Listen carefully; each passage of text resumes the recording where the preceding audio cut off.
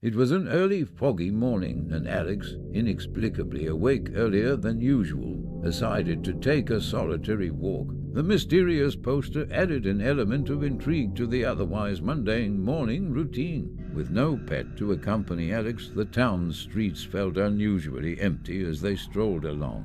The poster bore 4 dates and times written in pen beneath the phone number.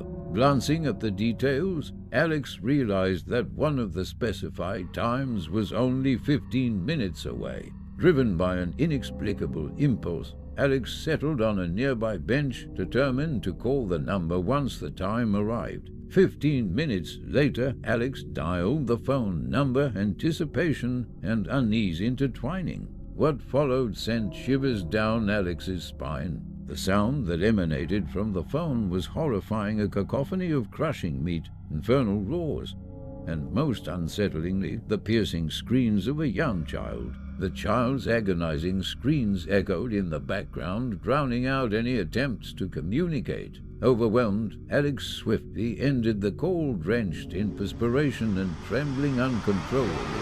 Returning home, Alex couldn't shake off the intense fear and unease that lingered after the unnerving call. Before leaving the bench, however, Alex captured a photograph of the poster, ensuring they had a record of the peculiar phone numbers. The following day, at precisely 5 a.m., Alex mustered the courage to call the mysterious number once again.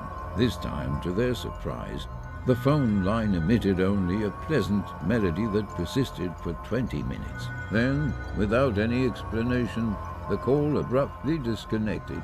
Though Alex attempted to engage in conversation, no response came from the other end. An unexpected wave of relief washed over them, providing a momentary respite from the distressing events. Undeterred by the disconcerting experiences, Alex resolved to make another call the next day, this time at 4 a.m. in the morning. Exhaustion weighed heavily on their senses, causing fumbling fingers and an anxious heart. Dread consumed them as they awaited the response, fearing the return of the horrifying sounds from the first call. To their astonishment, a man's voice emanated from the other end, albeit distorted by a heavy radio filter. Struggling to comprehend the words spoken, Alex strained to listen. Abruptly, fragments of the initial phone call's audio resurfaced, plunging Alex into sheer terror. Overwhelmed and petrified, they promptly ended the call, vowing never to dial that number again. Days passed, and Alex found themselves fixated on the poster, unable to escape its haunting grip. Yet, they resisted calling the enigmatic number one last time. Beneath the final date, the poster contained a chilling message in fine print. "Don't call, who come to you."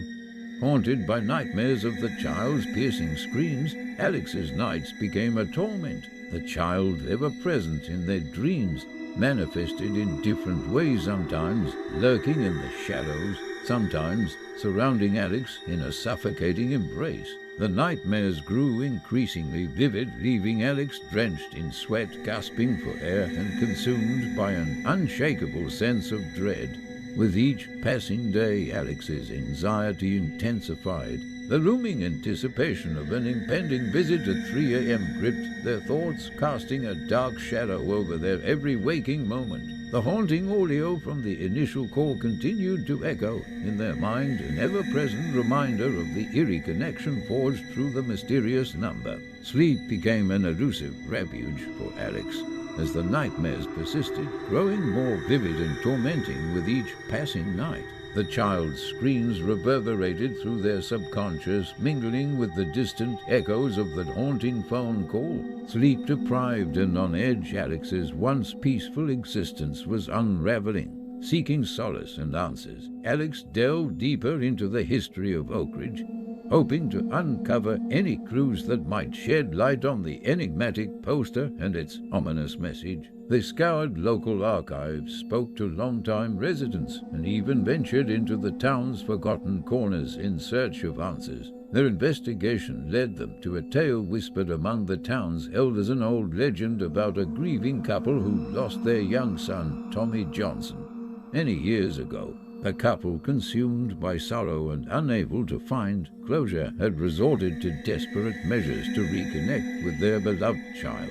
Rumors spoke of a mysterious ritual conducted at 3 a.m. that promised to bridge the gap between the living and the dead. The couple, yearning for one last encounter with their lost son, had devised a plan to reach out to unsuspecting souls who stumbled upon their poster. As the legend unfolded, Alex realized they had unwittingly become entangled in the couple's desperate quest for reunion. The haunting cause of the ominous message on the poster were their way of summoning those who dared to dial the number. Determined to break free from the looming threat, Alex resolved to confront the couple behind the poster and put an end to the nightmares that plagued their existence. Armed with newfound knowledge, they embarked on a journey to uncover the couple's whereabouts. Guided by cryptic hints and whispers, Alex found themselves at an abandoned cottage nestled deep within the town's outskirts. Overgrown with ivy and shrouded in an eerie silence, the cottage exuded an otherworldly aura.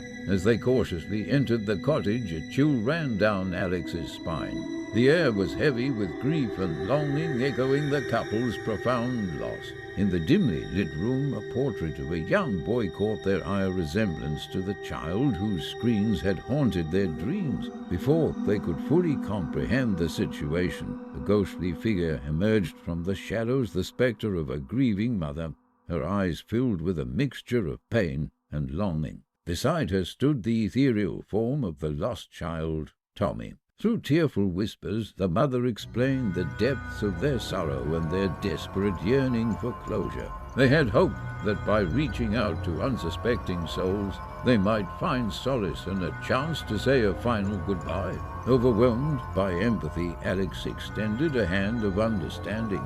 Together, they embarked on a heartfelt conversation, sharing stories, memories, and tears. Through this connection, the couple began to find solace, realizing that their son's essence lived on in their hearts and memories. As dawn broke, the couple's ethereal forms gradually faded, their purpose finally fulfilled. The nightmares that had plagued Alex for so long subsided, replaced by a bittersweet tranquility. In the wake of this extraordinary encounter, Alex found a newfound appreciation for life's fleeting moments and the power of human connection. Oak Ridge, once a backdrop for their turmoil, became a place of healing and growth. Years later, Alex would often pass by that same telephone pole where it all began.